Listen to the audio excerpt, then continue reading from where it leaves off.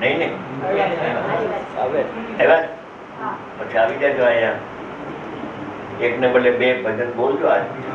હવે તો દિવસો થોડા રહ્યા આપણે. આવું જાણીને પણ અત્યાર સુધી તો જાણતો નતો કે પરને જાણવું દોષ છે. હવે અમે તને કહીએ છીએ મહાદોષ છે. આવું તે જાણ્યું, અમારી વાત સાંભળી, જાણીને પણ મૂઢ જીવ ઉપશમને પામતો નથી, આ જ્ઞાન વૈરાગને પામતો નથી. અને શિવ બુદ્ધિને સમ્યક જ્ઞાનને નહીં પામેલું અજ્ઞાની પ્રાણી પરને જાણવાની મન કરે છે, ઈચ્છા કરે છે. હવે એની ટીકા છે. ટીકા કોઈ અદભુત અને અપૂર્વ છે. આપણી પાસે દિવસો છે બે, આ સિવાયના, આ સિવાયના બે દિવસ છે ને આપણે પછી છેલ્લા દિવસે એમ નક્કી કર્યું છે કે બપોરે 3 થી 4 નહીં ત્યાં આવવાના છે, અને સવારે 10:30 થી 11:30 આ જ વિશે આપણે લેશું. બરાબર, પૂરું થઈ જશે. થઈ ટીકા પ્રથમ દ્રષ્ટાંત કહે છે. ઓમાં કઈ દ્રષ્ટાંત નતો, ટીકાકાર દ્રષ્ટાંત કહે છે. આ જગતમાં બાહ્ય પદાર્થ, આ જગતમાં આત્મા સિવાયના બાહ્ય પદાર્થો, અનંતા પૂતગલ પરમાણુ, અનંતા જીવ નામના પદાર્થો, ધર્મ ધર્માકાશ બાહ્ય પદાર્થો, ઘટપટ આદિ વગેરે વગેરે, જેમ દેવદત્ત નામનો પુરુષ યજ્ઞદત્ત નામના પુરુષને હાથ પકડીને કોઈ કાર્યમાં જોડે, તેમ એક આત્મા બીજાને આ મારું કામ કરી દે હાથ પકડીને કે, એમ દીવાને દીવાનો દાખલો આપે છે. દીવાને સ્વપ્રકાશનમાં અર્થાત બાહ્ય પદાર્થને પ્રકાશવાના કાર્યમાં જોડતો નથી. દીવાનો પ્રકાશ ઘટપટને જાણવા જતો નથી. જેમ એક જીવ હાથ પકડીને બીજાનું કામ કરાવે છે, એમ દીવાને સ્વપ્રકાશનમાં અર્થાત બાહ્ય પદાર્થને પ્રકાશવાના કાર્યમાં, આમ તો પ્રચલિત વાત છે કે દીવો કોને કહેવાય? સ્વપ્રકાશન. બસ આ આવ્યું.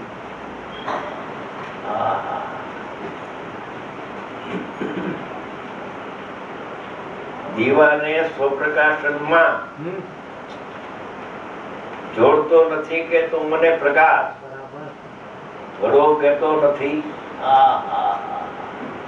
બધા રાત્રે બીજા પદાર્થો હોય, એ કોઈ પદાર્થ દીવાને લાઈટ આવી, હવે તો એને પ્રકાશે ને, લાઈટ નહોતી ત્યાં સુધી ન પ્રકાશે. એ સર્જ કરી છે પરને પ્રકાશક, પરના પ્રકાશકનું એક મોટું સલ્ય છે. એનો એક દ્રષ્ટાંત આપવું એટલે ખ્યાલ આવે. એક અમિત ગતિ આચાર્ય થઈ ગયા છે, સમર્થ આચાર્ય 1000 વર્ષ પહેલા. એને એવો એક દ્રષ્ટાંત આપ્યો દીવાનો. પ્રકાશક, પ્રકાશો અને પ્રકાશ્ય, એમ એક દીવામાં 3 ધર્મો રહેલા છે. અભેદપણે ભેદથી વાત કરે છે. પ્રકાશક એટલે દીપક, પ્રકાશ એટલે એની પર્યાય, અને પ્રકાશ્ય એટલે એ પ્રકાશમાં દીવો છે દ્રવ્ય, એમાં પ્રકાશે છે, એ પ્રકાશ્ય થઈ ગયું. પ્રકાશક પોતે પ્રકાશિત થાય છે. પ્રકાશક પોતે પ્રકાશનું પ્રકાશિત થઈ જાય છે. 2 ધર્મો છે દીવામાં, પ્રકાશક પણ છે અને પ્રકાશનો પ્રકાશ્ય પણ થાય, પ્રકાશ એને પણ પ્રસિદ્ધ કરે છે. દીવાને પ્રકાશને તો પ્રસિદ્ધ કરે, એનામાં પ્રકાશ્ય નામનો ગુણ છે. પ્રકાશની પર્યાયમાં પ્રકાશ નામનો ધર્મ પણ છે અને પ્રકાશ્ય ધર્મ પણ પર્યાયમાં છે. પણ એ પ્રકાશનો જે ધર્મ છે પ્રકાશ્ય, એ પર્યાયમાં તો છે, પણ એના ગુણ દ્રવ્યમાં ફેલાણો છે, વ્યાપક છે પ્રકાશ્ય. એટલે એ પ્રકાશ દ્રવ્ય ગુણ પર્યાય ત્રણેય પ્રકાશ છે. આવું અંદરની સ્થિતિ છે. દીવાના પ્રકાશનો દાખલો આપે છે કરુણા કરીને, સમજાવવું છે. અને આ 10 ગાથાનો મર્મ નીકળશે હમણાં આમાંથી. હવે કે છે કે આ મૂર્ખાઓ તો જો દીવો તો જે અભિન્ન છે પ્રકાશથી, દીવો એને પ્રકાશ કરી રહ્યો છે અને એને બદલે લોકો એમ કે છે કે આ પ્રકાશમાં ઘટપટ ને પ્રકાશે છે, ઘટપટ ને પ્રકાશે છે. દીવાનો પ્રકાશ ઘટપટ ને પ્રકાશે છે. જે ભિન્ન છે એને પ્રકાશે અને અભિન્ન છે એને ન પ્રકાશે. અમને તો આશ્ચર્ય થાય છે. આ દીવાની વાત જડની વાત છે. તું તો ચેતન છો. જળનો આવો સ્વભાવ છે. પ્રકાશ છે, પ્રકાશક અને પ્રકાશી ત્રણ ધર્મો અભેદપણે એક દીવામાં એક સમયમાં રહેલા છે. તો કે ભીન છે તને દીવારો આ બધું દેખાય છે તને, અને એ ટ્યુબલાઇટ તને દેખાતી નથી કે ના? ટ્યુબલાઇટ દેખાતી નથી.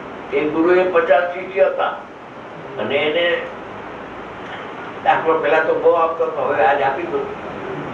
50 શિષ્ય હતા અને એને બધું શીખડાયું, સમજાયું. એમાં એને એમ કહ્યું કે અગ્નિનો સ્વભાવ ઉષ્ણ છે. લાકડાને બાળે તે અગ્નિ. પહેલે દિવસે એમ સમજાયું કે લાકડાને બાળે તે નોર્મલ અગ્નિ.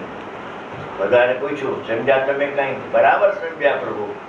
લાકડાને બાળે તેનું નામ અગ્નિ છે. ઉભા થઈને બધા બોલ્યા. બીજે દિવસે બીજો પાઠ આપ્યો કે ઉષ્ણ તે અગ્નિ. કે બોલો શું આજે કહ્યું? કે ઉષ્ણ તે અગ્નિ. હા જો તું ભૂખી લીધું છે, ભૂખણ પટ્ટી સાચી છે. પછી ત્રીજે દિવસે કે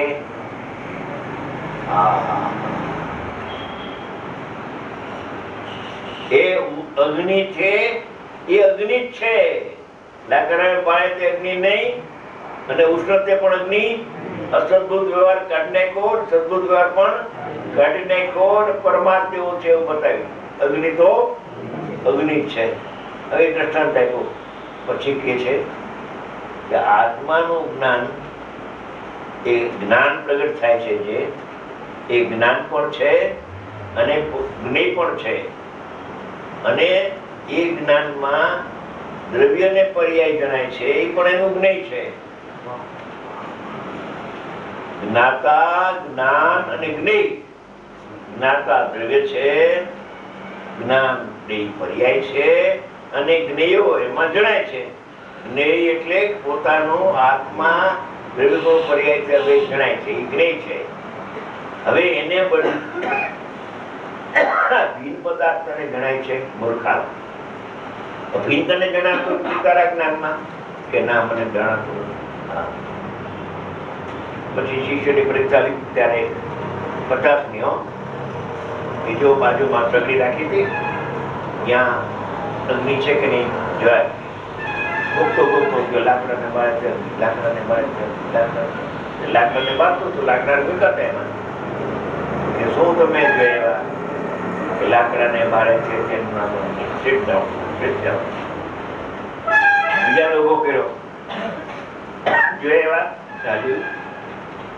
સાહેબ ઉષ્ણ અગ્નિ છે. ઠીક. ત્રીજાને ઉભો કર્યો. અગ્નિ તો અગ્નિ છે. મેં લાકડાને બાળે એવી અગ્નિ જોઈ નથી. લાકડાને બાળે એવી અગ્નિ એમાં જોઈ નહીં, એમાં છે નહીં કે એમ. વાહ! ત્યારે ઉષ્ણતે અગ્નિ, એવી અગ્નિ પણ મને દેખાણી. ઊંઘણીનો ભેદ નીકળી ગયો. એમ જ્ઞાનમાં પણ જ્ઞાન આત્માને જાણે છે ને પરને જાણે છે. એ બધું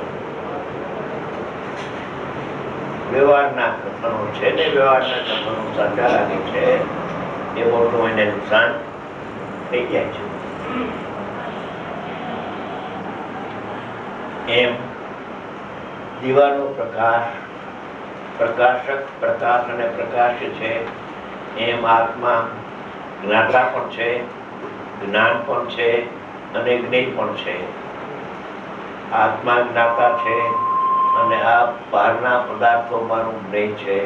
એ તો ભ્રાંતિ છે, વ્યવહાર પણ નથી, ભ્રાંતિ છે.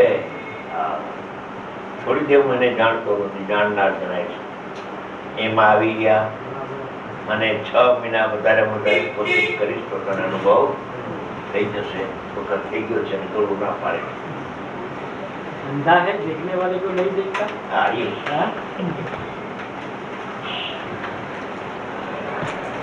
ज्ञानियों तो घणो उपदेश આપી ગયા.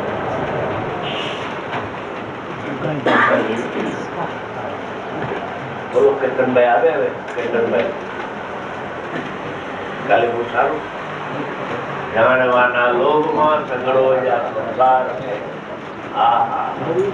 क्या कोई पिएगा अनुभववाला, कोई शाश्वत सुख का प्याला, कोई पिएगा अनुभववाला, कोई पिएगा अनुभववाला, कोई पिएगा अनुभववाला, कोई पिएगा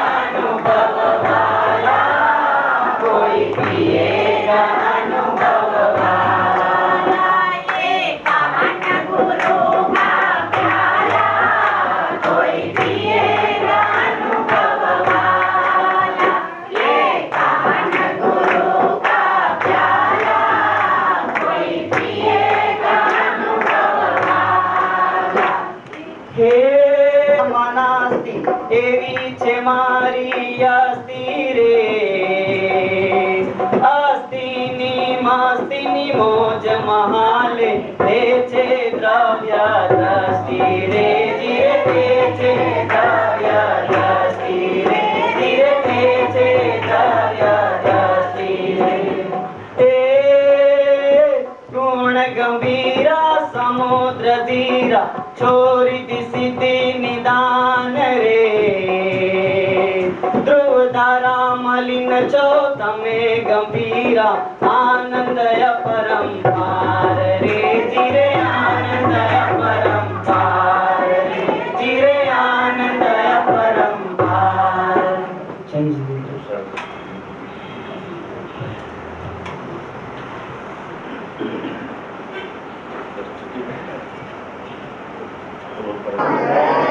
આવતીકાલનો કાર્યક્રમ અત્રે આ હોલ ઉપર 10:30 થી 11 પૂજ્ય ભાઈ ચર્ચા અને બપોરે 3 થી 4 આ હોલ ઉપર પ્રવચન.